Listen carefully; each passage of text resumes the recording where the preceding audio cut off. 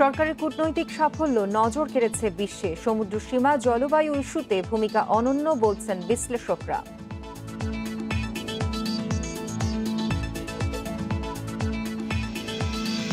ফেব্রুয়ারির মধ্যে সরকারি প্রাথমিকের ভর্তি প্রক্রিয়া শেষ করার নির্দেশ।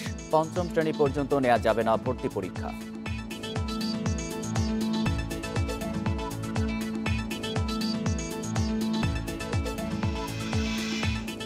করোনা টিকা রপ্তানিতে নিষেধাজ্ঞা নেই জানালো ভারত। ভ্যাকসিন কেনা ও সংরক্ষণে প্রকল্প একনেকে অনুমোদন।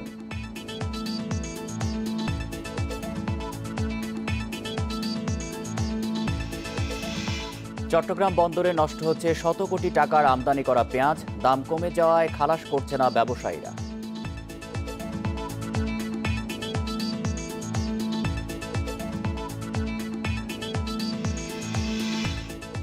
এক দশকে দেশে ইন্টারনেট ব্যবহারকারী 11 কোটি ছাড়িয়েছে। চলতি বছরেই চালু হচ্ছে 5G।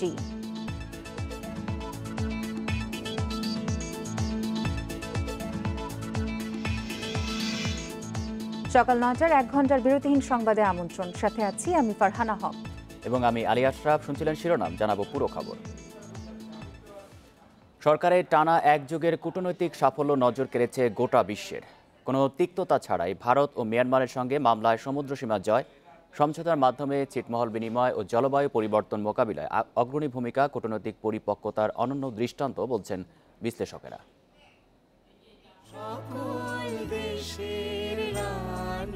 সরকার পরিচালনায় 12 বছরে আওয়ামী লীগ।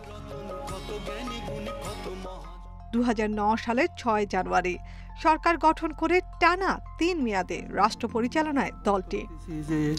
সশ্রদ্ধচিত্তে শপথ করিতেছি যে 2012 সালে মিয়ানমার, 2014তে ভারতের সঙ্গে সমুদ্র সীমা বিবাদের হয়েছে শান্তিপূর্ণ মীমাংসা। ঢাকা দিল্লির মধ্যে 162টি ছিটমহল বিনিময়। 2015 সালের জুলাইয়ে ঐতিহাসিক এ ঘটনার মধ্য দিয়ে ইতি টানা হয় দুদেশের মধ্যে 41 বছরে ঝুলে থাকা অমীমাংসিত ইস্যুটির। সবার সঙ্গে বন্ধুত্ব, কারো সঙ্গে বৈরিতা নয়। বঙ্গবন্ধুর দেখানো এই পররাষ্ট্র নীতির পথে হেঁটেই অপ্রীতিকর ঘটনা ছাড়াই প্রতিবেশী দেশের কাছ থেকে ন্যায্য হিস্সা আদায় করা সম্ভব হয়েছে বলে মনে করে সরকার। দুনিয়ার প্রায় দেশে বর্ডার ঠিক করতে গেলে যুদ্ধ হয়, অনেক সময় সমুদ্র সীমার সময় যুদ্ধ হয়। আমরা যুদ্ধবিহীন only country, Muslim country in the world, যুদ্ধ না করে আমরা সমস্যার সমাধান করেছি বড় প্রতিবেশীর সাথে। It's the height of maturity of diplomacy. সুতরাং এই যে বাকি ছোটোখাটো সমস্যা, এগুলো দূর হয়ে যাবে। It is only a matter of time. বিশ্লেষকরাও বলেছেন, সরকারের ধারাবাহিকতা ও অপরিবর্তিত কূটনৈতিক আদর্শের কারণেই এসেছে সাফল্য। জলবায়ু পরিবর্তন মোকাবিলায় বিশ্ব নেতাদের প্রশংসা কুড়ানোর পাশাপাশি হয়ে ওঠে উন্নয়নের রোল মডেল। দারিদ্র্য দুর্নীতিতে চ্যাম্পিয়নের অপবাদ খুঁটিয়ে পেয়েছে অর্থনৈতিক স্বাবলম্বী রাষ্ট্রের পরিচয়। আসলে খুব বন্ধুত্বপূর্ণ দুটো সরকার থাকার কারণে এটা সহজ হয়েছে। একটি ক্ষেত্রে আমাদের গুরুত্ব বেড়েছে অবশ্যই, সেটা হলো যে আমাদের অর্থনীতির আকার যেহেতু আগের চেয়ে অনেক বেড়েছে গত 12 বছরে। এটা গত 20 বছর যাবতে আমাদের তো ভালো রেট অফ গ্রোথ বহাল আছে, এই কারণেই হয়েছে। কাজেই সেই হিসাবে আমি বলবো যে আমাদের গুরুত্ব বেড়েছে ভূ অর্থনৈতিক ক্ষেত্রে খানিকটা। উন্নয়নের ব্যাপার হয়, এটা যদিও একটা ধারাবাহিকতা ছিল, কোনো সন্দেহ নেই। তবে ধারাবাহিকতাটা সামলে রাখা বা ওটাকে টিকিয়ে রাখা, সেই বিষয় যদি বলা হয় তাহলে 10 বছরে সেই জায়গায় যথেষ্ট আমার মনে হয় টিকিয়ে রাখার বিষয়টাকে আরো শক্তিশালী হয়েছে। এছাড়া করোনা মহামারীর সময় অর্থনৈতিক কূটনীতিতেও বিচক্ষণতার পরিচয় দিয়েছে সরকার। নাফিজাতুল্লাহ, ইন্ডিপেন্ডেন্ট নিউজ, ঢাকা।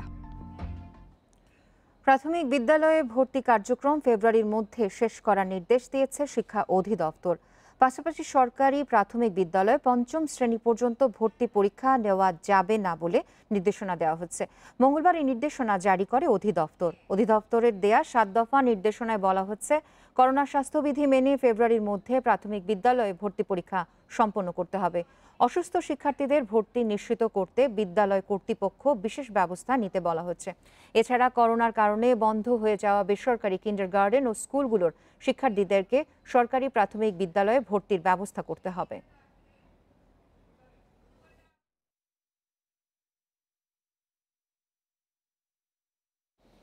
এমপিও ভুক্তিসহ বিভিন্ন কাজে দীর্ঘদিন ধরে নানা অনিয়মের অভিযোগ কারিগরি শিক্ষা বোর্ড ও অধিদপ্তরের বিরুদ্ধে। ভোগান্তির শিকার সেবা প্রার্থীরা আকস্মিক পরিদর্শনে গিয়ে এসব অভিযোগের প্রমাণ পেয়েছেন শিক্ষা উপমন্ত্রী মহিবুল হাসান চৌধুরী নওফেল।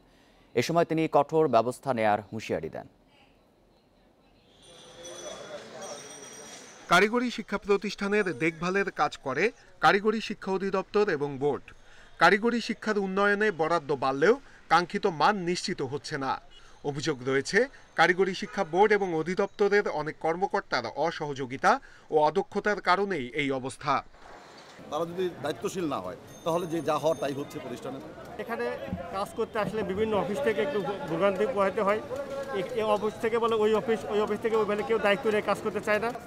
মঙ্গলবার দুপুরে কারিগরি শিক্ষা বোর্ডে হঠাৎ পরিদর্শনে যান শিক্ষা উপমন্ত্রী মহিবুল হাসান চৌধুরী নওফেল। এ সময় পাওয়া যায়নি অনেক কর্মকর্তাকেই, অথচ বোর্ডের রেস্ট হাউসে দিনের পর দিন থাকছেন কর্মকর্তা কর্মচারীরা। কয়েকটি ভবন থাকলেও দুটি ভবনে তেমন কোনো কাজই হয় না। কারিগরি শিক্ষা বোর্ডের চেয়ারম্যানের কাছে উপমন্ত্রী এসব বিষয়ে প্রশ্ন করলে তিনি কোনো উত্তর দিতে পারেননি। এখানে যে প্রক্রিয়ায় অভিযোগ নিষ্পত্তিকরণ করা হয়, যে প্রক্রিয়ায় অভিযোগ নেওয়া হয়, যেভাবে সেবা দেয়া হচ্ছে সেইখানের মধ্যে অনেক প্রক্রিয়াগত পরিবর্তন করতে হবে। এইভাবে করে বেশ অগোছালো অবস্থায় থাকলে কিন্তু সেই সুবিধা নিশ্চিত করা যাবে না। এর আগে শিক্ষা উপমন্ত্রী আকস্মিক পরিদর্শনে যান কারিগরি শিক্ষা অধিদপ্তরেও। এমপিও নিয়ে নানা অভিযোগ আছে এই দপ্তরের বিরুদ্ধে। ডিজিটাল হয়নি এখনো এমপিওর কাজ, ডিজিটাল হাজিরা মেশিন থাকলেও ব্যবহার হয় না সেটিরও। কর্মকর্তাদের অফিসে হাজিরার সঠিক তথ্য উপমন্ত্রীকে দিতে পারেনি অধিদপ্তরের ঊর্ধ্বতনরা। এসব বিষয়ে ব্যবস্থা নেওয়ার কথা জানান উপমন্ত্রী। কিছু কিছু বিষয়ে তো অবশ্যই দুর্বলতা আছে, সেগুলো নিরসন করার জন্য আমি আজকে যেহেতু দেখে গিয়েছি, আমরা হঠাৎ করে এসে দেখলাম যে কি কি পরিস্থিতি, কি কি শর্টকামিং এখানে আছে, সেগুলো কিভাবে নিরসন করা যায় সেটা আমরা সিদ্ধান্ত দিব।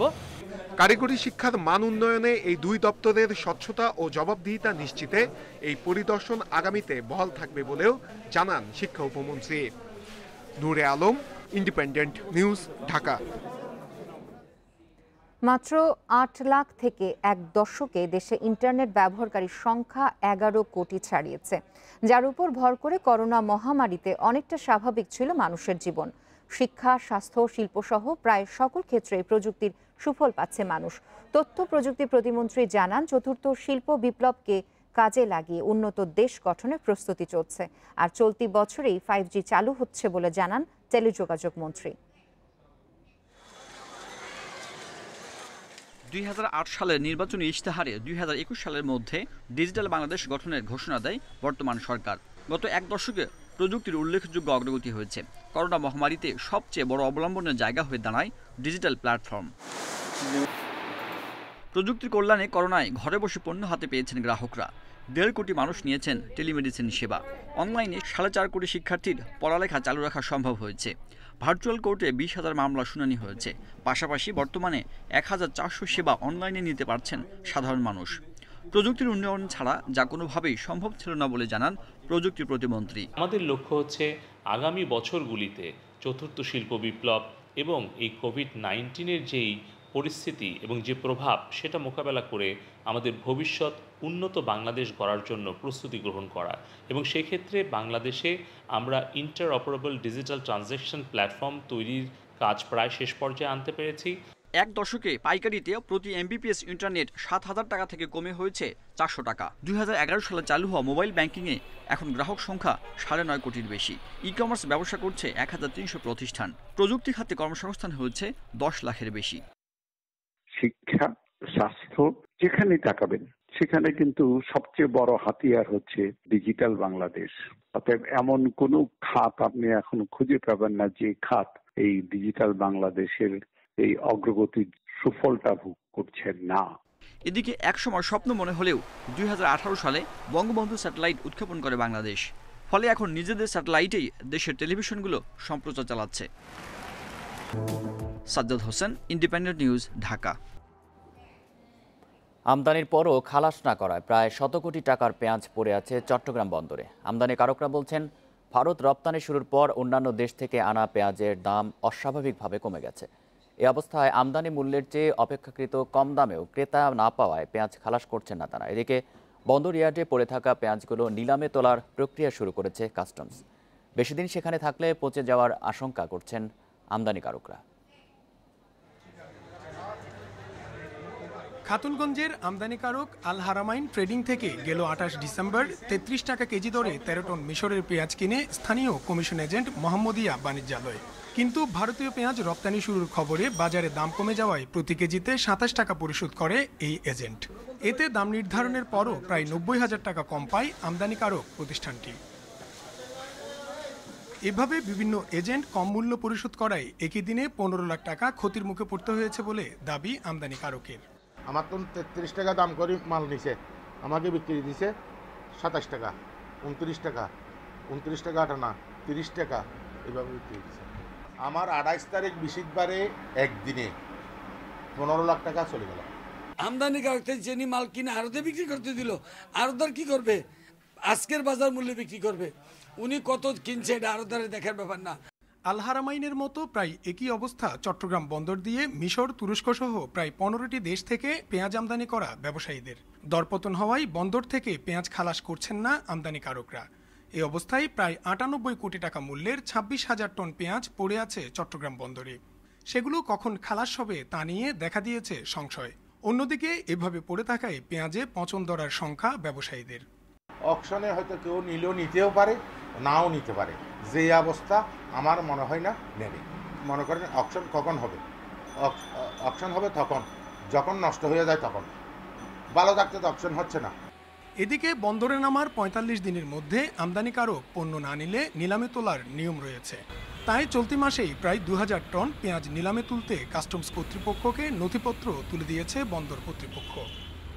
10 দিনের সময় দিয়া একটা চিঠি দিই যে পণ্যটা খালাস নেওয়ার জন্য, যে আমদানিকারক এটা আমদানি করছিল। তো এরপরে গিয়ে আমরা যদি ওর মধ্যে সে খালাস না নেয়, আমরা তখন নিলামে তোলার ব্যবস্থা নিচ্ছিলাম। যদি ইনভেন্টরি করি, ইনভেন্টরি করে এটা গ্রুপ থেকে ভ্যালু নিয়ে আমরা তারপর গিয়ে নিলামে তুলি। মঙ্গলবার খাতুনগঞ্জে ভারতীয় পেঁয়াজ বিক্রি হয়েছে 45 থেকে 47 টাকা কেজি দরে। গেল সপ্তাহের তুলনায় প্রায় 10 টাকা কমে দেশি পেঁয়াজ বিক্রি হয়েছে 33 টাকা করে। অন্যদিকে তুরস্কের সাদা পেঁয়াজ 18 টাকা, মিশরীয় 28 টাকা এবং মিয়ানমারের পেঁয়াজ 42 টাকা কেজিতে বিক্রি হয়েছে। Iftekhar Faisal, Independent News, Chattogram. দেখছেন বিরতিহীন সংবাদ। সংবাদে আরও যা থাকছে। আমলাতান্ত্রিক জটিলতা, ঋণ না পাওয়ার অভিযোগ প্রবাসীদের। তহবিলে পড়ে আছে 670 কোটি টাকা।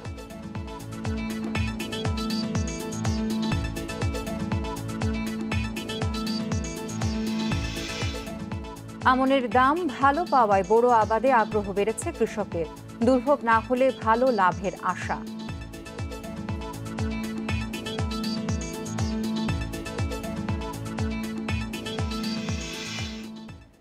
করোনার টিকা রফতানিতে কোনো নিষেধাজ্ঞা নেই বলে জানালো ভারত সরকার।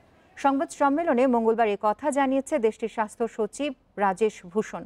এদিকে আগামী 13 জানুয়ারি থেকে দেশ জুড়ে টিকা কার্যক্রম শুরু হতে যাচ্ছে বলেও জানান তিনি। ভারতে অক্সফোর্ড ও নিজেদের উদ্ভাবিত করোনা টিকার চূড়ান্ত অনুমোদনের পরই এর রপ্তানি নিয়ে দেখা দেয় ধোঁয়াশা। রোববার এক সাক্ষাৎকারে সিরাম ইনস্টিটিউটের প্রধান নির্বাহী আদর পুনাওয়ালা বলেন, ভারতীয়রা যেন টিকা পায় সেজন্য আগামী কয়েক মাস টিকা রপ্তানির অনুমতি দেবে না ভারত সরকার। এর পরদিনই প্রতিষ্ঠানটির জনসংযোগ কর্মকর্তা বিবিসিকে জানান, টিকা রপ্তানিতে কোনো নিষেধাজ্ঞা নেই। বিষয়টি পরিষ্কার করতে মঙ্গলবার সংবাদ সম্মেলনে আসেন ভারতের স্বাস্থ্য সচিব রাজেশ ভূষণ। তিনি জানান, করোনার কোনো টিকারই রপ্তানিতে বাধা নেই। So the union government has not banned the export of any one of the COVID vaccine. করোনার টিকা রপ্তানিতে ভারত সরকার নিষেধাজ্ঞা দেয়নি। সরকার বলতে 3 মন্ত্রণালয়, স্বাস্থ্য, পরিবার কল্যাণ এবং বাণিজ্য মন্ত্রণালয়কে বোঝানো হয়। তারা কেউই এমন কোনো পদক্ষেপ নেয়নি। এমনকি বাণিজ্য মন্ত্রণালয়ের 2টি বিভাগ ডিপিআইআইটি এবং ডিজিএফটিও করোনার টিকা রপ্তানিতে কোনো বাধা দেয়নি। এ সময় সিরাম ইনস্টিটিউট ও ভারত বায়োটেকের যৌথ বিবৃতির বরাতে স্বাস্থ্য সচিব জানান, ঔষধ প্রস্তুতকারক প্রতিষ্ঠানের পক্ষ থেকেও টিকা রপ্তানিতে বাধা নেই।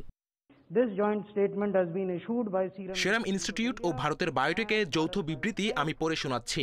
তারা বলছে টিকা বিশ্ব জনস্বাস্থ্যের পণ্য। তারা আরও বলছে করোনার টিকা সরবরাহে আমরা প্রতিশ্রুতিবদ্ধ। এর অর্থ টিকা রপ্তানিতে সরকার বা প্রস্তুতকারক প্রতিষ্ঠান কেউই নিষেধাজ্ঞা দেয়নি।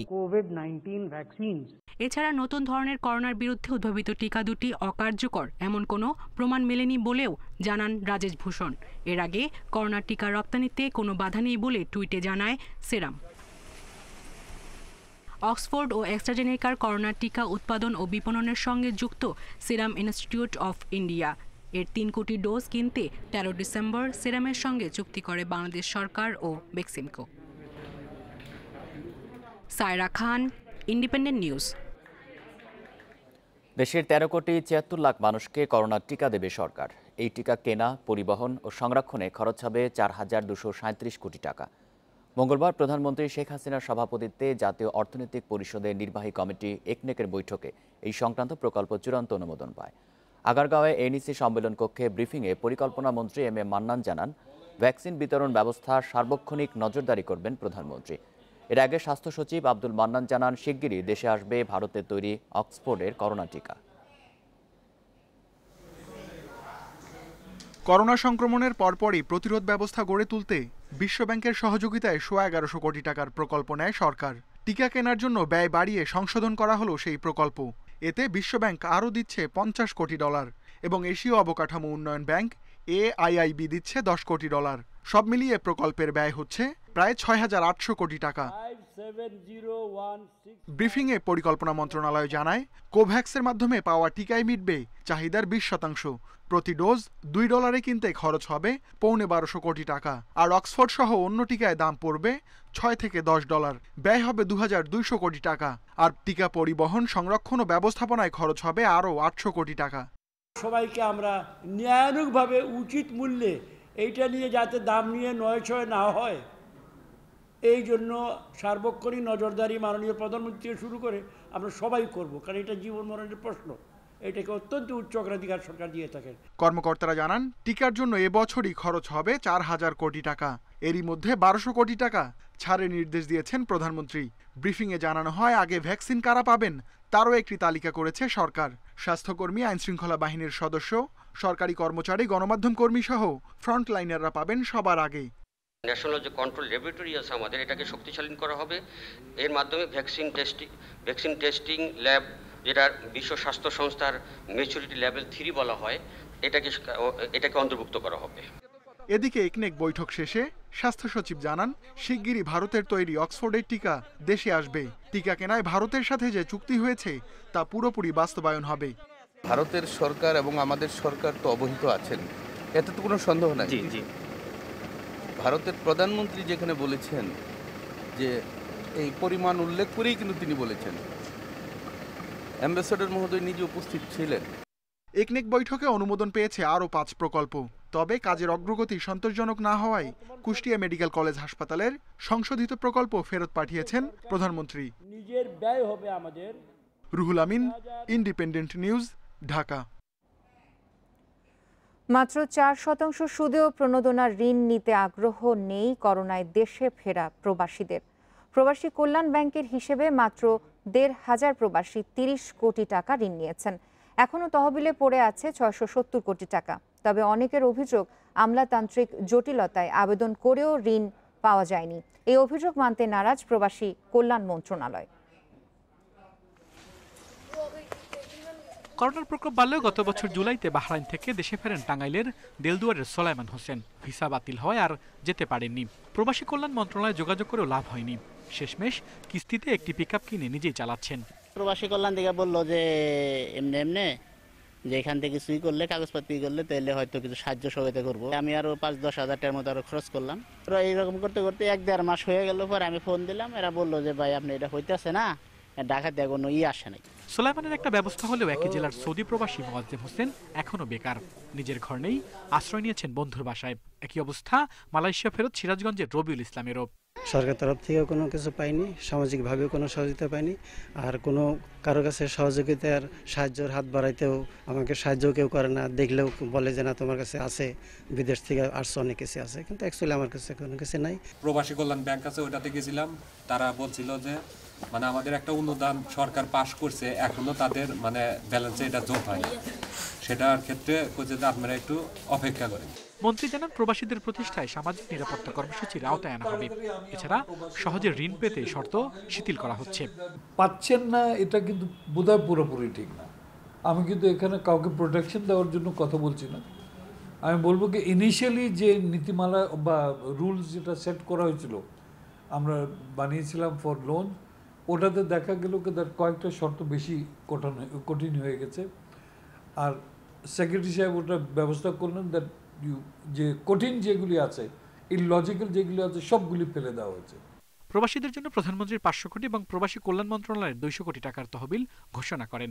প্রবাসী কল্যাণ ব্যাংক থেকে 4% সুদে 5 লাখ টাকা পর্যন্ত ঋণ নেওয়া যাবে। এর মধ্যে 3 লাখ টাকা দেওয়া হচ্ছে কোনো জামানত ছাড়া। জামানতবিহীন আমরা 3 লক্ষ টাকা পর্যন্ত ঋণ দিয়ে থাকি, আর জামানত সহ আমরা আরও বেশি দিতে পারি। এবং ঋণ দেওয়ার জন্য আমাদের 71টা শাখা আছে, এবং ওই যারা ঋণ নিতে চান তারা আমাদের বিভিন্ন শাখায় যোগাযোগ করেন, করে তারা ওই আমরা আপিল করলে ওইটা আমরা প্রেয়ার দিলে আর কি আমরা এই ঋণ তাদের দিয়ে থাকি।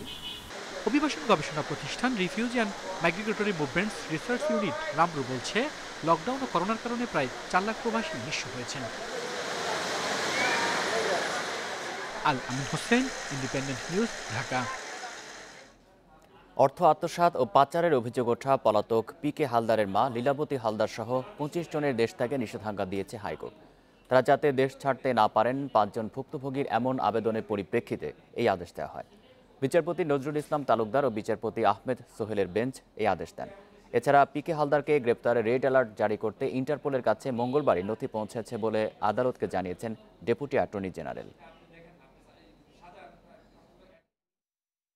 People's International Leasing and Finance Corporation সহ 4টি আর্থিক প্রতিষ্ঠানের 3.5 কোটি টাকার বেশি আত্মসাৎ ও পাচারের অভিযোগ রয়েছে প্রশান্ত কুমার হালদার বা পিকে হালদারের বিরুদ্ধে। এরই মধ্যে বিদেশে পালিয়ে যান তিনি। পরে তাকে দেশে ফিরিয়ে আনার পদক্ষেপ জানতে চেয়ে রুল দেয় হাইকোর্ট। টাকা ফেরত পেতে ভুক্তভোগী আমানতকারীরা আদালতে শরণাপন্ন হলে মামলায় তাদের পক্ষভুক্ত করা হয়। এরই পরিপ্রেক্ষিতে পিকে হালদারের মা সহ 25 জনের দেশ ত্যাগে নিষেধাজ্ঞা চেয়ে আবেদন করেন ভুক্তভোগী আমানতকারীরা। আবেদনে তারা বলেন, পিকে হালদারের সাথে তাদের নিয়মিত যোগাযোগ রয়েছে। পরে আদালত তাদের দেশ ত্যাগে নিষেধাজ্ঞা দেয়। একই সাথে তদন্তের প্রয়োজনে দুদক তাদের জিজ্ঞাসাবাদও করতে পারবে বলে আদেশ দিয়েছে হাইকোর্ট। 25 জন ব্যক্তিকে আপনারা জিজ্ঞাসাবাদ করতে পারবেন, তবে জিজ্ঞাসাবাদ করতে হবে ইন অ্যাকর্ডেন্স উইথ ল, আইন মেনেই জিজ্ঞাসাবাদ করবে। দুদক যদি কোনো ক্রেডিবল ইনফরমেশন পায়, যদি ডাইরেক্টলি যদি পিকে হালদার সংশ্লিষ্ট মানি লন্ডারিংয়ের মামলা যদি কোনো সম্পৃক্ততা পায়, অবশ্যই গ্রেফতারের কোনো বাধা। আমরা সবসময় শুনছি যে এই নামগুলো জড়িত, সেই নামগুলো আমরা তাদের কাছে দিয়েছি। তারা কেউ বিদেশ যেতে পারবে না, এটা আমরা কোর্টের কাছে প্রেয়ার চেয়েছি, যতক্ষণ পর্যন্ত দুদক তাদেরকে ইন্টারভিউ করতে চায় বা কিছু জানতে চায় তারা যেন এখানে উপস্থিত থাকে, এবং কোর্ট আমাদেরকে, মহামান্য আদালত আমাদেরকে সেটা অ্যাকসেপ্ট করেছে। এদিকে বিদেশে পলাতক পিকে হালদারকে গ্রেপ্তারে রেড অ্যালার্ট জারি করতে ফ্রান্সে ইন্টারপোল কার্যালয়ে নথি পাঠানো হয়েছে। মঙ্গলবার সকালেই তা পৌঁছেছে বলে আদালতকে জানিয়েছেন deputy attorney general AKM Aminuddin. NCB পুলিশের একটি শাখা, ইন্টারপোলের শাখা, সমস্ত কাগজপত্র ওখানে পাঠানো হয়েছে। ওনারা এটা কাগজপত্র পর্যালোচনা করে যে কোনো মুহূর্তে রেড অ্যালার্ট জারি করবে। যে 25 জনের দেশ ত্যাগে নিষেধাজ্ঞা দেওয়া হয়েছে তাদের মধ্যে পিকে হালদারের মা লীলাবতী হালদার, খালাতো ভাই অমিতাভ অধিকারী, অভিজিৎ চৌধুরী সহ কয়েকজন আত্মীয় রয়েছেন। অন্যদের মধ্যে আছেন বাংলাদেশ ব্যাংকের সাবেক ডেপুটি গভর্নর SK সুর, সাবেক শিক্ষা সচিব NI খান। আগামী 20 জানুয়ারি পরবর্তী শুনানির দিন নির্ধারণ করেছেন হাইকোর্ট। জান্নাতুল ফেরদাউস তানভি, ইন্ডিপেন্ডেন্ট নিউজ, ঢাকা।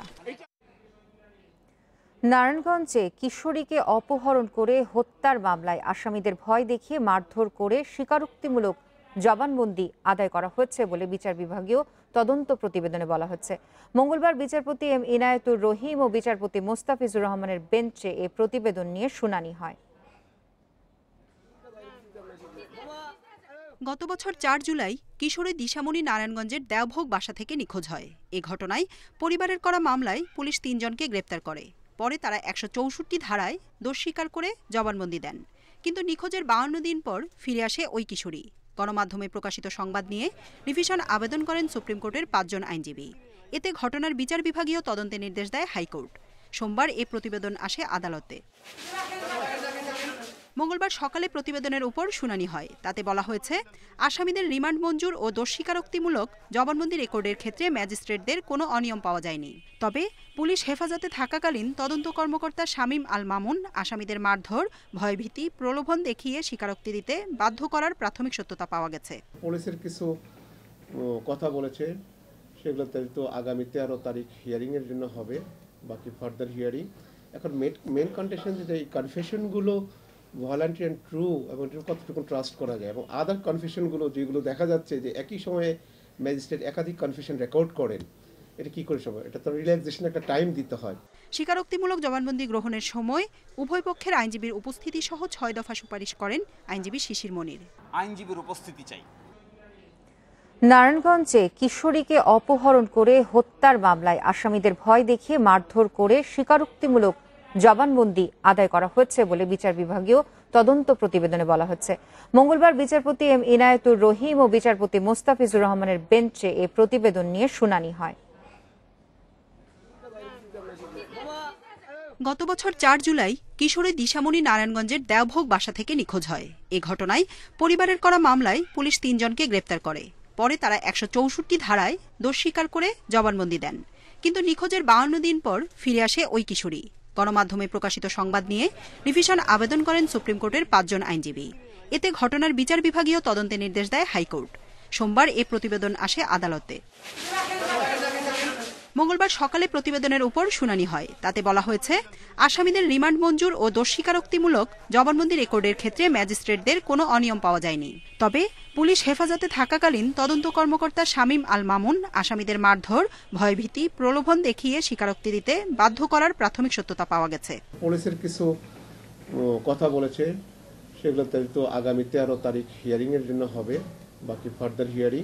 এখন মেন কন্ডিশন যেটা এই কনফেশনগুলো ভলান্টারি অ্যান্ড ট্রু এবং কতটুকু ট্রাস্ট করা যায়, এবং আদার কনফেশনগুলো যেগুলো দেখা যাচ্ছে যে একই সময়ে ম্যাজিস্ট্রেট একাধিক কনফেশন রেকর্ড করেন, এটা কি করে সম্ভব? এটা তো রিল্যাক্সেশন একটা টাইম দিতে হয়। স্বীকারোক্তিমূলক জবানবন্দি গ্রহণের সময় উভয় পক্ষের আইনজীবীর উপস্থিতি সহ ৬ দফা সুপারিশ করেন আইনজীবী শিশির মনির। আইনজীবীর উপস্থিতি চাই, উভয় পক্ষের আইনজীবীর উপস্থিতি চাই, আসামি পক্ষের আইনজীবীও চাই, সরকার পক্ষের আইনজীবীও চাই, যেন সবার একটি বিশ্বাস থাকে, আস্থা থাকে বিচার ব্যবস্থা। ১৩ জানুয়ারি এ বিষয়ে পরবর্তী শুনানির দিন ঠিক করেছে হাইকোর্ট। জান্নাতুল ফেরদাউস তানভি, ইন্ডিপেন্ডেন্ট নিউজ, ঢাকা। বরিশালের বাবুগঞ্জ উপজেলায় বিয়ের আসরে খাবার নিয়ে বর ও কনে পক্ষের মধ্যে সংঘর্ষে একজন নিহত হয়েছে। এ ঘটনায় আহত হয়েছে আরও ৪ জন। মঙ্গলবার বিকেল ৪টার দিকে ওই উপজেলার চাঁদপাশা ইউনিয়নের দক্ষিণ রাফিয়াদি এলাকায় এই ঘটনা ঘটে। পুলিশ জানায়, দক্ষিণ রাফিয়াদি গ্রামের সজীব মীরের বাড়িতে বৌভাত অনুষ্ঠানে মাংস কম দেয়াকে কেন্দ্র করে কনে পক্ষের অতিথিদের সঙ্গে বরপক্ষের লোকজনের বাদানুবাদ হয়। এক পর্যায়ে হাতাহাতি ও সংঘর্ষে জড়িয়ে পড়ে তারা। এ সময় আঘাত লেগে বরের চাচা আজহার মীর ঘটনাস্থলে নিহত হয়। এই ঘটনায় জিজ্ঞাসাবাদের জন্য ১২ জনকে আটক করেছে পুলিশ। লাশ উদ্ধার করে মর্গে পাঠানো হয়েছে। মামলা দায়েরের প্রস্তুতি চলছে বলে জানিয়েছে পুলিশ।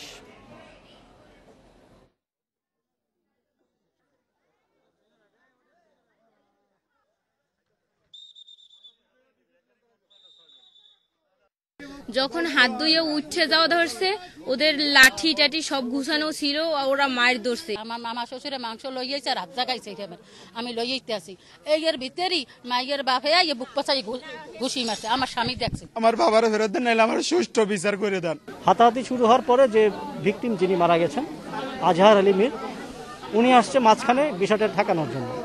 পরবর্তীতে এরা তাকে, আমরা যেটা জানতে পারলাম, তাকে নাকি চেয়ার দিয়ে বাড়ি দিয়েছে, উনি পড়ে গেছে। তারপরে তাকে নাকি কিল ঘুষি মেরেছে। এই ঘটনার সাথে যারা জড়িত অ্যাকচুয়ালি শুধু তাদেরকেই আমরা আইনের আওতায় নিয়ে আসব। রাজধানীর ভাসান থেকে রাস্তা দখল করে নির্মিত বাড়ি, দোকানসহ অবৈধ স্থাপনা উচ্ছেদে অভিযান চালিয়েছে রাজুক। কাগজে কলমে রাস্তার প্রস্থ ২০ ফুট হলেও দখলে সংকুচিত হওয়ায় তা বুঝিয়ে দিতে বলেছিল ঢাকা উত্তর সিটি কর্পোরেশন। এর পরিপ্রেক্ষিতে মঙ্গলবার অভিযান চালিয়ে বেশ কয়েকটি ভবনের বর্ধিতাংশ ভেঙে ফেলা হয়। তবে ভবন মালিক ও স্থানীয় কাউন্সিলরের দাবি, সিএস খতিয়ান অনুযায়ী এই রাস্তার প্রস্থ 12 ফুট। সকাল 9টায় অভিযান শুরুর কথা থাকলেও বাধার কারণে শুরু হয় দেরিতে। রাজধানীর ভাসানটেকের কাঁচাবাজার থেকে পকেট গেট পর্যন্ত এই রাস্তায় অভিযান চালায় রাজুক। রাজুকের ম্যাপ অনুযায়ী রাস্তার প্রস্থ 20 ফুট, কিন্তু এখন তা নেই। নিয়ম না মেনে অনেকেই ভবন নির্মাণের সময় রাস্তাও দখল করেছেন। অভিযানে ভেঙে ফেলা হয় রাস্তার অংশে থাকা ভবনের বর্ধিতাংশ। একই কারণে ভাঙা পড়ে ভাসানটেক সরকারি প্রাথমিক বিদ্যালয়ের সীমানার প্রাচীরও। ভবন মালিকদের কেউ কেউ দাবি করেন সিএস খতিয়ানে রাস্তার প্রস্থ 12 ফুট। উচ্ছেদ অভিযানের নোটিশ না পাওয়ারও অভিযোগ তাদের। স্থানীয় কাউন্সিলর সমর্থন করলেন ভবন মালিকদের দাবি। যেটা অবৈধ সেটা ভেঙে ফেলুক, কোনো সমস্যা নাই। আর ওনারা বলছে যে দুই পাশে ভেঙে ফেলুক। আর এটা হচ্ছে আমাদের দাদা বাবা চাচা, তারপরে আমরা এই আম গাছটা আমরা কাটি নাই, এই আম গাছটার সীমানা। সবার দেখা দেখে আমিও চোর, আরেকজনের চোরের মানে শিখাই দেই। রাজক যদি এটা স্টিলভাবে করতো, রাজকের প্রতিনিধি আসতো, তাহলে তো আমরা করতাম না। এই রাস্তাটাই ছিল অনেক আগে, যেটা সিএস অনুযায়ী অনেক আগে ছিল এবং সরু রাস্তা ছিল। পাকিস্তান আমলে রাস্তাটা ছিল, এই রাস্তাটা কোনো জায়গায় 13 ফিট, কোনো জায়গায় 18 ফিট, 18 ফিট উপরে রাস্তাটা নাই, যেটাতে দাঁড়ায় আছে। এটা কোনো সরকারি সম্পত্তি না।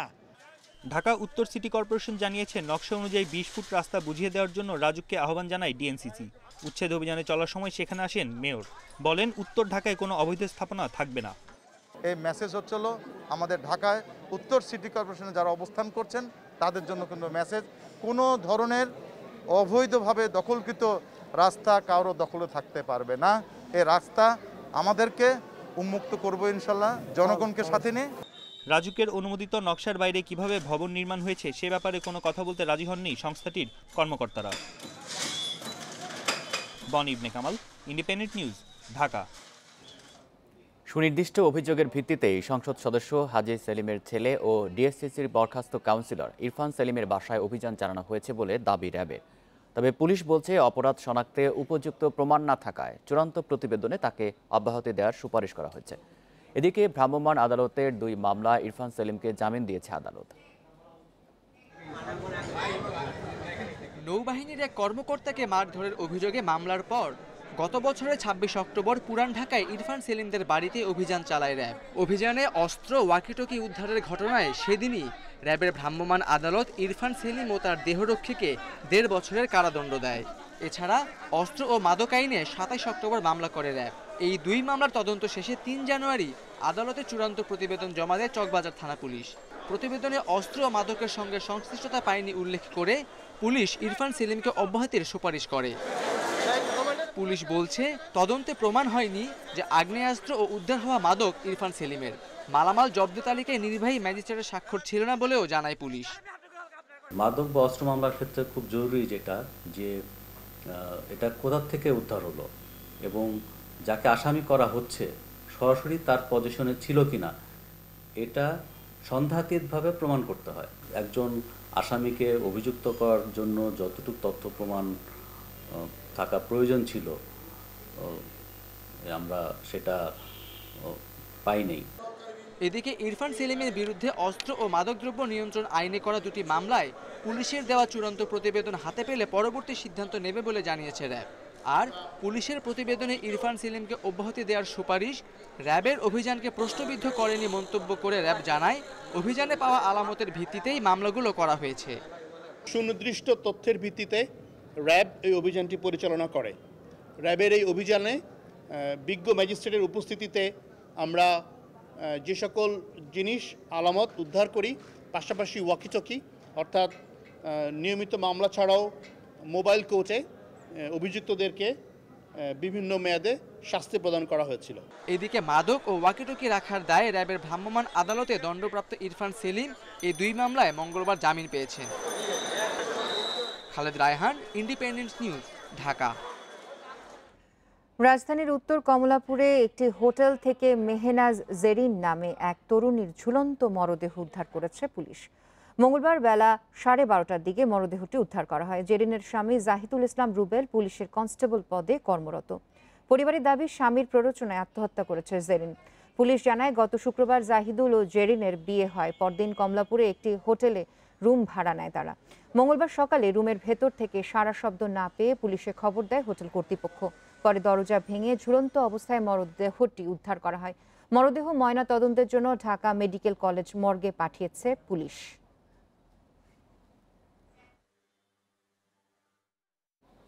দেশের বিভিন্ন জেলায় শুরু হয়েছে বোরো ধান আবাদ। শীত উপেক্ষা করে ভোর থেকেই মাঠে ব্যস্ত সময় পার করছেন কৃষকরা। এবছর রোপা আমনের দাম ভালো পাওয়ায় বোরো আবাদে আগ্রহ বেড়েছে কৃষকদের। প্রাকৃতিক দুর্যোগ না হলে এবং রোপা আমনের মতোই দাম পেলে বোরোতেও লাভের আশা কৃষকদের।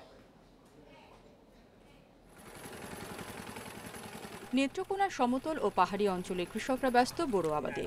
কনকনে শীত উপেক্ষা করে ভোর থেকে কেউ ব্যস্ত হয়ে পড়ছেন ধানের চারা রোপণের জন্য জমি প্রস্তুত করায়, আবার কেউ এরই মধ্যে শুরু করেছেন ধান রোপণের কাজ। সকাল থেকে সন্ধ্যা পর্যন্ত আমরা কাজ করি, আমরা কাউনের সময় পাইতাছি না। 3 বার ফসল বর্ণা মার গেছে, এখন জমি প্রস্তুত করতেছি, দেখি আল্লাহ ভালো ফসল দেয় কিনা। জেলায় এবার 1,85,000 হেক্টর জমিতে বোরো আবাদের লক্ষ্যমাত্রা ঠিক করা হয়েছে।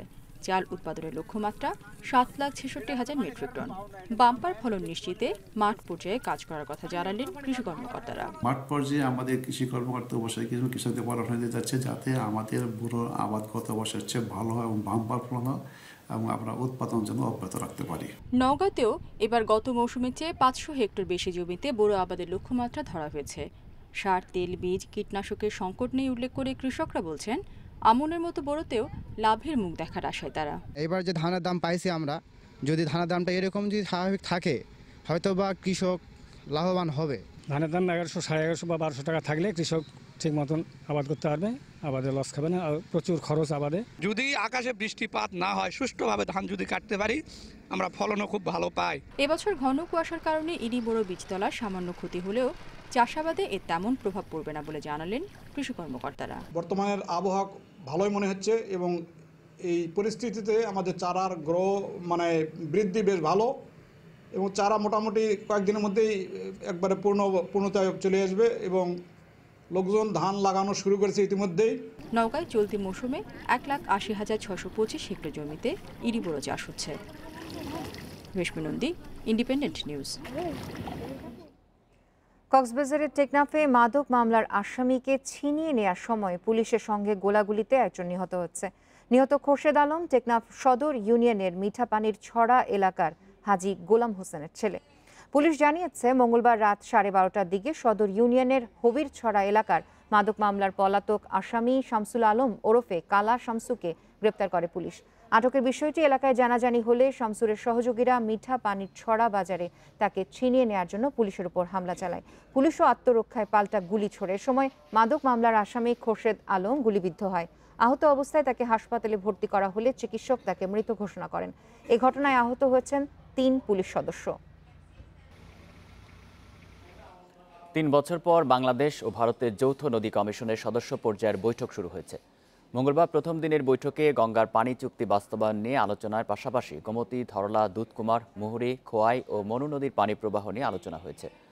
2 দিনের ভার্চুয়াল এই বৈঠকে 10টি জেলায় নদীর তীর রক্ষার কাজ, গঙ্গা পদ্মা ব্যারাজ নির্মাণের সম্ভাব্যতা যাচাই, তিতাস নদীর পানি দূষণ, মহানন্দার প্রবাহ কমে যাওয়া সহ বিভিন্ন বিষয়ে আলোচনা করতে চায় বাংলাদেশ।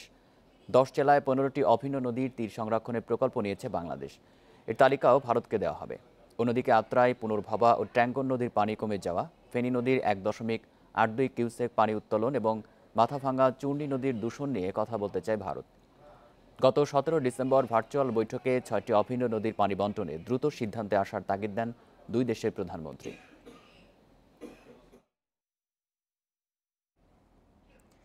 দীর্ঘদিন সংস্কার ও খনন না করায় ময়লার ভাগাড়ে পরিণত হচ্ছে রংপুরের শ্যামা সুন্দরী খাল। আর এতে দুর্গন্ধ আর মশায় অতিষ্ঠ নগরবাসী। এছাড়াও খালের 2 তীর দখলের অভিযোগ স্থানীয় প্রভাবশালীদের বিরুদ্ধে। বরাদ্দ না থাকায় এটি সংস্কার সম্ভব হচ্ছে না দাবি সিটি কর্পোরেশনের। দখল আর দূষণে এখন মৃতপ্রায় 131 বছরের পুরনো শ্যামা সুন্দরী খাল। দীর্ঘদিন খনন না করায় ময়লার ভাগাড়ে পরিণত হয়েছে ঐতিহ্যবাহী এই খাল। খালটির আশপাশে ময়লা ফেলার নির্দিষ্ট কোনো জায়গা নেই, তাই এখানেই তৈরি হয়েছে ময়লার স্তূপ। দুর্গন্ধ আর মশা মাছিতে অতিষ্ঠ এলাকার লোকজন। এতে বন্ধ হয়ে গেছে অনেক ব্যবসা প্রতিষ্ঠান। ময়লা আবর্জনা সব জমি আছে, মশা ডিম পাড়তেছে, দুর্গন্ধ হচ্ছে, মানে এখানে বসবাস করাও অনুপযোগী হয়ে যাচ্ছে। মশার জ্বালায় দিনের বেলা তো টেকাই যায় না, সন্ধ্যা হইলে তো আরো অস্থিরতা অবস্থা। বর্জ্য ফেলার কারণে ক্যানেলটা ভরাট হয়ে গেছে, এটার কোনো খনন কার্য নাই এবং সিটি কর্পোরেশনও দীর্ঘদিন থেকে এটার কোনো সংস্কার করে না। অস্বাস্থ্যকর পরিবেশে ছড়াচ্ছে ম্যালেরিয়া সহ বিভিন্ন রোগ। স্থানীয়দের সচেতন হওয়ার পরামর্শ দিচ্ছেন চিকিৎসকরা।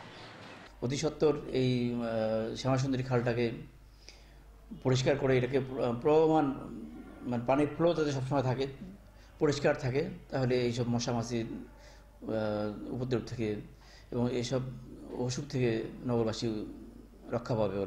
মশার উপদ্রব কমাতে স্প্রে করছে সিটি কর্পোরেশন। খাল খননে উদ্যোগের কথা জানিয়েছেন এই কর্মকর্তা। কিছুদিন আগেও এটা পরিষ্কার হয়েছে, আমরা মশার লার্ভিসাইড এটা স্প্রে করা হয়েছে, এটা সংস্কারের জন্য একটা উদ্যোগ নেওয়া হয়েছে, এটা কার্যক্রম চলমান আছে। 12 কিলোমিটার দৈর্ঘ্যের শ্যামাসুন্দরী খালের দুই পাশেই দখলের অভিযোগ রয়েছে প্রভাবশালীদের বিরুদ্ধে। Independent news desk. নতুন বছরে একের পর এক রেকর্ড ঢাকা স্টক এক্সচেঞ্জে। মঙ্গলবার সপ্তাহের তৃতীয় কার্যদিবসে 10 বছরের ইতিহাসে সর্বোচ্চ লেনদেন হয়েছে। এ সময় হাতবদল হয় 2,546 কোটি টাকা। তবে টানা 8 কর্মদিবস পর মূল্যসূচকের পতন হয়। এছাড়া 54.5 প্রতিষ্ঠানে ছিল দর হারানোর তালিকায়। এই অবস্থায় বাজারে সতর্কতার সাথে বিনিয়োগ করার আহ্বান বিশ্লেষকদের। কয়েক সপ্তাহ ধরেই ঊর্ধ্বগতি ঢাকার শেয়ার বাজারে। ডিএসইর তথ্য অনুযায়ী স্বাভাবিক দিনের লেনদেন বিবেচনায় নিলে প্রায় 10 বছর পর সোমবারই ঢাকার বাজারে সর্বোচ্চ লেনদেন হয়। আর মঙ্গলবার লেনদেন ছাড়িয়েছে 2,500 কোটির ঘর। এর আগে 2010 সালের 6 ডিসেম্বর ডিএসইতে 2,710 কোটি টাকার শেয়ার লেনদেন হয়েছিল। আর গত কার্যদিবসের চেয়ে 353 কোটি 80 লাখ টাকার বেশি আজ লেনদেন হয়েছে। তবে কমেছে মূল্যসূচকের পরিমাণ।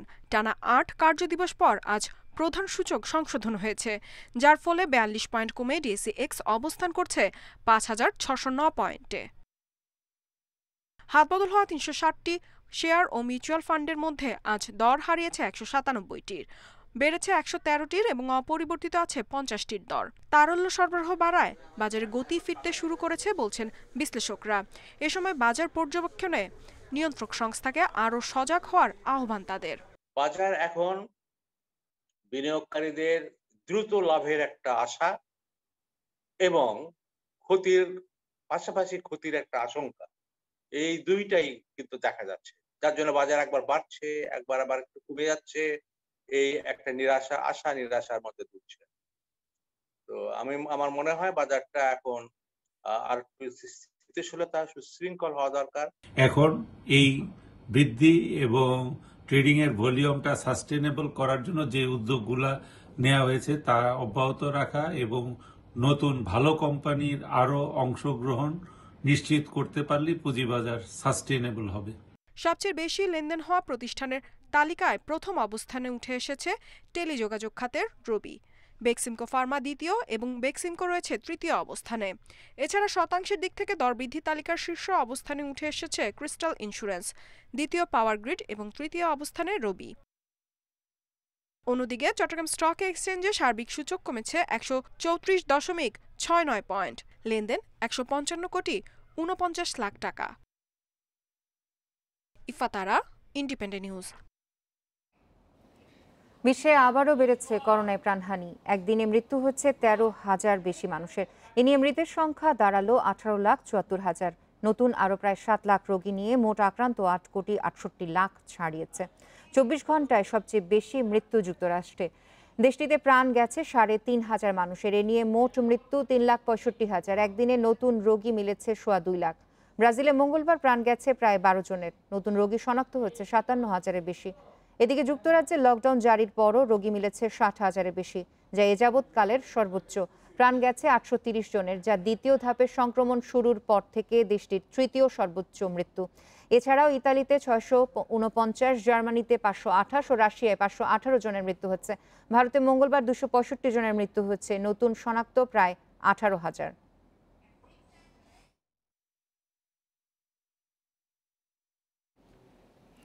ভারত সফরে আসছেন না ব্রিটিশ প্রধানমন্ত্রী বরিস জনসন। ডাউনিং স্ট্রিট অফিসে বিবৃতির বরাতে মঙ্গলবার এই তথ্য দিয়েছে ভারতীয় গণমাধ্যম। এদিকে সোমবার নতুন ধরনের করোনা সংক্রমণ রুখতে যুক্তরাজ্য জুড়ে লকডাউন জারি করে জনসন সরকার। ডাউনিং স্ট্রিট অফিসে বিবৃতিতে বলা হয়, মঙ্গলবার সকালে ভারতের প্রধানমন্ত্রী নরেন্দ্র মোদীর সঙ্গে কথা বলেন বরিস জনসন। পরিকল্পনা অনুযায়ী এই মাসে ভারত সফর না করতে পারায় দুঃখ প্রকাশ করেন তিনি। বিবৃতিতে আরও বলা হয়, নতুন ধরনের করোনা সংক্রমণ এবং যুক্তরাজ্য জুড়ে লকডাউন জারির মধ্যে দেশেই অবস্থান করা গুরুত্বপূর্ণ বলে জানিয়েছেন ব্রিটিশ প্রধানমন্ত্রী। এ মাসের গণপ্রজাতন্ত্র দিবসে জনসনকে বিশেষ অতিথি হিসাবে ভারতে আমন্ত্রণ জানান নরেন্দ্র মোদী। সে আমন্ত্রণে সাড়াও দিয়েছিলেন জনসন।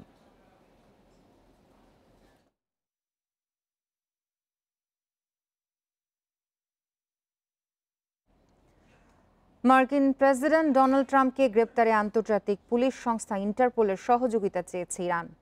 ট্রাম্প সহ মার্কিন 48 জনকে গ্রেপ্তারে ইন্টারপোলকে রেড নোটিশ জারির অনুরোধ জানিয়েছেন তেহরান। মঙ্গলবার সংবাদ সম্মেলনে একথা জানান ইরানের বিচার বিভাগের মুখপাত্র গোলাম হোসাইন ইসমাইলি। ইরানের শীর্ষ জেনারেল কাশেম সোলাইমানিকে হত্যার সঙ্গে 48 জনের সম্পৃক্ততা রয়েছে বলে অভিযোগ করেন তিনি। গত জুনে ট্রাম্প ও মার্কিন বেশ কজন কর্মকর্তার বিরুদ্ধে হত্যা, সন্ত্রাসবাদের অভিযোগ এনে ইন্টারপোলের সহযোগিতা চেয়েছিল ইরান। এ সময় রাজনৈতিক, সামরিক, ধর্মীয় বা জাতিগত ইস্যুতে হস্তক্ষেপ করা ইন্টারপোলের নীতি বহির্ভূত উল্লেখ করে আবেদন নাকচ করা হয়। গত বছরের 3 জানুয়ারি ইরাকের রাজধানী বাগদাদে মার্কিন ড্রোন হামলায় নিহত হন ইরানের কুদস ফোর্সের প্রধান কাশেম সোলাইমানি।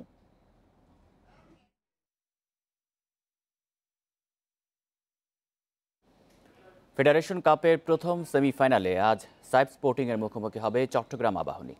বঙ্গবন্ধু জাতীয় স্টেডিয়ামে ম্যাচ শুরু বিকেল 4টায়। প্রথমবার সেমিতে উঠে বড় স্বপ্ন দেখছে সাইফ স্পোর্টিং। 4 গোল করা কেনেথ দলটির বড় ভরসা। এই নাইজেরিয়ান ফরওয়ার্ড অনেকটা একাই দলকে শেষ চারে তুলেছেন। কোচ পলপুট অবশ্য একজনের ওপর নির্ভরশীল থাকতে রাজি নন। দলগত সমন্বয়ের গুরুত্ব দিচ্ছেন তিনি। অন্যদিকে গ্রুপ রানার্স আপ হয়ে কোয়ার্টার ফাইনালে আসে চট্টগ্রাম আবাহনী। এরপর শেখ রাসেলের বিপক্ষে দাপুটে জয়ে সেমিতে ব্লু পাইরেটস। এবার সামনে বড় পরীক্ষা। সাইফ শক্ত প্রতিপক্ষ হলেও প্রস্তুত আছে মারুফুল হকের দল।